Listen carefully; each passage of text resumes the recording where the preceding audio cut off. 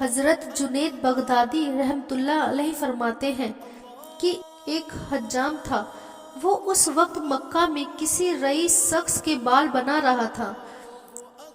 میری مالی حالت نہایت شکستہ تھی۔ میں نے حجام سے کہا، میں اجرت کے طور پر تمہیں ایک پیسہ نہیں دے سکتا، بس تم اللہ کے لیے میرے بال بنا دو۔ میری بات سنتے ہی اس حجام نے رئیس کو چھوڑ دیا اور مجھ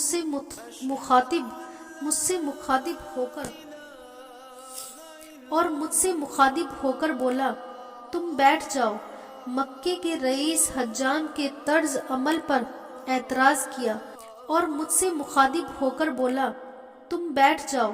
مکے کے رئیس حجام کے طرز عمل پر اعتراض کیا اور وہ معذرت کرتے ہوئے بولا، جب اللہ کا نام اور واسطہ درمیان میں آ جاتا ہے تو میں پھر سارے کام چھوڑ دیتا ہوں۔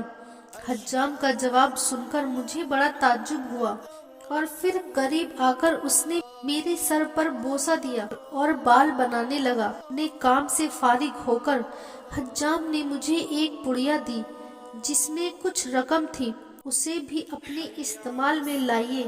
حجام کے لہجے میں بڑا خلوص تھا۔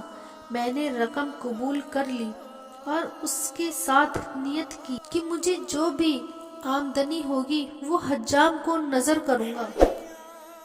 پھر چند روز بعد میرے پاس کچھ روپیہ آیا تو میں نے سیدھا اس حجام کے پاس پہنچا اور وہ رقم اسے پیش کر دی تھی۔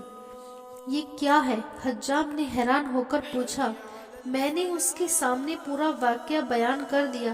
یہ سن کر حجام کے چہرے پر ناگواری کا رنگ ابھر آیا۔ اے شخص، تجھے شرم نہیں آتی؟ تو نے اللہ کی راہ میں بال بنانے کو کہا تھا اور اب کہتا ہے کہ یہ اس آوزہ ہے۔ تو نے کسی بھی مسلمان کو دیکھا ہے اللہ کی راہ میں کام کرے اور پھر اس کی مزدوری لے؟ حضرت جنید بغدادی رحمت اللہ علیہ اکثر فرماتے ہیں کہ میں نے اخلاص کا مفہوم اسی حجام سے سیکھا ہے۔